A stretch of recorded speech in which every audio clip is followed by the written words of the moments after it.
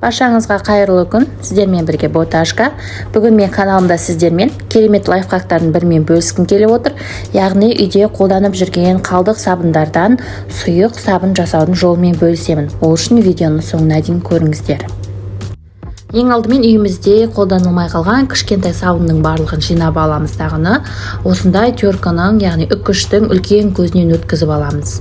Барлық сабынды солай үккіштен өткізіп майдалап аламыз.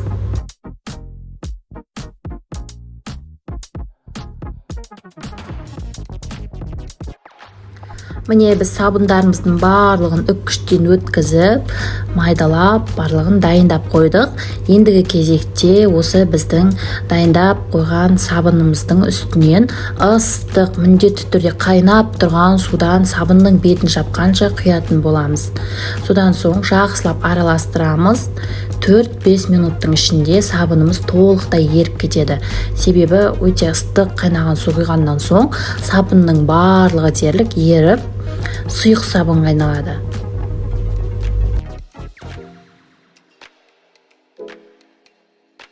Міне арада 4-5 минут өткен уақытта біздің сабындарымыздың барлығы толықтай еріді. Яғни біздің сұйық сабынымыз дайын болды. Бастапқы кезінде осындай сұйықтау болады. Суыған кезде сабынымыз қоюланады. Сондықтан осы жылы кезінде арнайы сабын құятын, яғни сұйық сабын құятын ыдыстарымызға жаңағы біздің дайындаған сұйық сабынымызды құйып қолдана береміз. Өте тамаша көпіреді. Үйіңізде артық сабын қалмайды, яғни ысырап болмайды. Міндетті түрде осылай жасап көріңіздер. Барлықтарыңызға ұнайды деген ойдамын. Өте керемет лайфхактардың бірі. Видео ұнаса каналға тіркеліп, лайк басуды ұмытпаңыздар. Келесіде тағы да осындай керемет лайфхактермен бөлісетін боламын. Сол үшін видеоларды жіберіп алмау үшін қоңыраушаны басып, каналыма тіркеліп қойыңыздар.